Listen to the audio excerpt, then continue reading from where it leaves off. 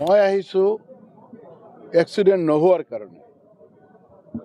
আমাৰ ষ্টেটিষ্টিকেলি আমি দেখিছোঁ, আমি অধ্যয়নৰ যোগেদি আমি অনুভৱ কৰিছোঁ যে য'ত বেয়া ৰাস্তা ইয়াতে বৰঞ্চ অলপ কম হয়। যোৱা বছৰ যিমান এক্সিডেণ্ট হৈছে তাৰ 80% নেশ্যনেল হাইৱেত হৈছে।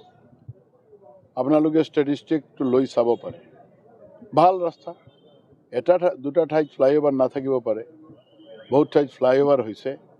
ভাল ৰাস্তাত কিয় হৈ আছে? কোনো না কোনো ঠাইত আমি ৰং ড্ৰাইভিং কৰি আছোঁ। হেলমেট পিন্ধা নাই, নহ'লে অধিক স্পীডত গাড়ী চলাইছোঁ, নহ'লে মদ খাই গাড়ী চলাইছোঁ, নহ'লে ছিট বেল্ট পিন্ধা নাই, নহ'লে টেলিফোন কাণত লৈ আমি গাড়ী চলাইছোঁ। প্ৰথমে এইবিলাক বন্ধ হ'ব লাগে। এইবিলাক বন্ধ হ'লে আমি জানো আপোনালোকৰ মনত যেতিয়া এক্সিডেণ্ট হয় আপোনালোকে খবৰ পৰিৱেশন কৰিব লাগে। আপোনালোকৰ মনত দুখ হয়, কষ্ট হয়, যন্ত্ৰণা হয়, বেদনা হয়। আপোনালোক এই বেদনাৰ পৰা অব্যাহতি পাব। আজিৰ দিনত ক্ৰমবৰ্ধমান এই যে আপোনালোকে কৈছে ক্ৰমবৰ্ধমানভাৱে আমাৰ ৰাস্তা পদূলিৰ কাম আগুৱাই গৈ আছে। দেখিছে আপোনালোকে মাননীয় মুখ্যমন্ত্ৰী ডাঙৰীয়া এই বিভাগৰ দায়িত্বত থাকি গোটেই অসমত কেনেকুৱা সচল পথ কৰিব পাৰে তাৰ প্ৰয়াস কৰিছে।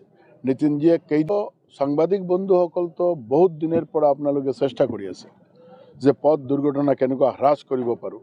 নিউজৰ লগতে আপোনালোকে ভিউজত কৈ আছে এইবিলাক কাম কৰিব নালাগে।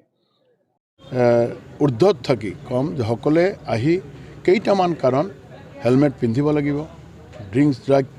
ড্ৰাংক এণ্ড ড্ৰাইভ কেতিয়াও হ'ব নালাগে, কেতিয়াও ছিট বেল্ট চাৰা বহিব নালাগে, অধিক স্পীডত গাড়ীটো চলাব নালাগে। এইখিনি কথা যাতে সকলে অন্তৰৰ পৰা মানি লৈ যাতে চলে।